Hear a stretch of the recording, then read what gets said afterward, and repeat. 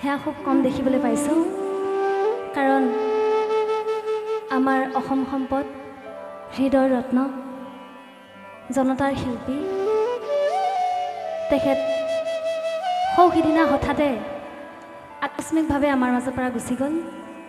গতিকে অসম তথা ভাৰত তথা বিশ্ববাসী শোকত ম্ৰিয়মান হৈ আছে। আমিও তেখেতৰ সেই শোকতে ম্ৰিয়মান হৈ আছোঁ যদিও আপোনালোকৰ নিমন্ত্ৰণ ভাগ পাই আমি আহি উপস্থিত হ'লোঁ। গতিকে আজি আপোনাৰ খবৰ এই মঞ্চত উপস্থিত থাকি তেখেতলৈ সেৱা জনাই, কাৰণ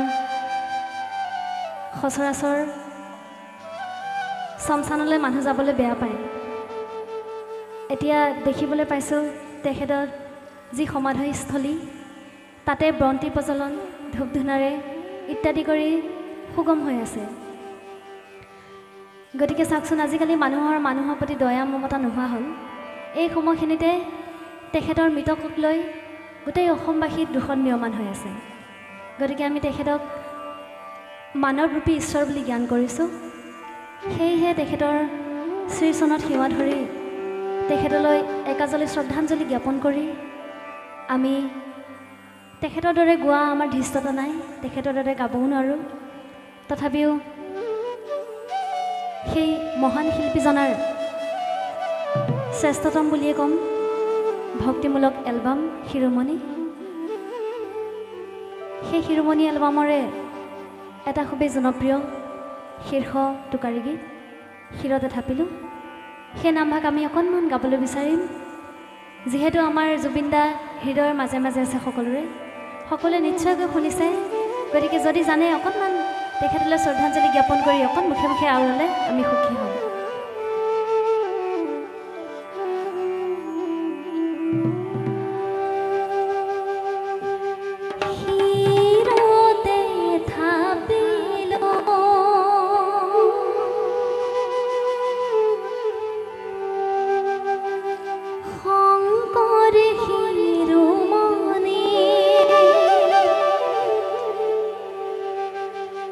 কণ্ঠতে থাপিলো না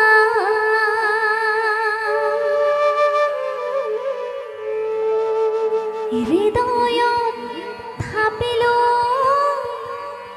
দুয়োজনা গুৰু যেতিয়াই বিচাৰো পাওঁ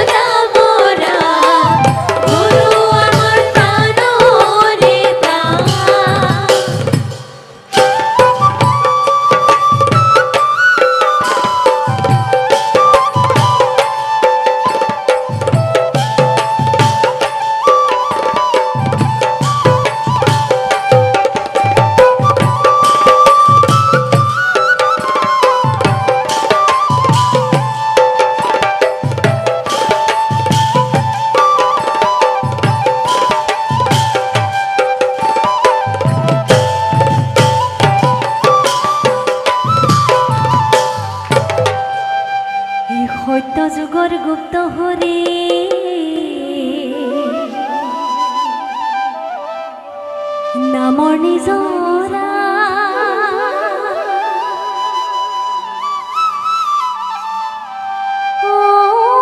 কলিত শংকৰে আনে বৈকুণ্ঠৰ পৰা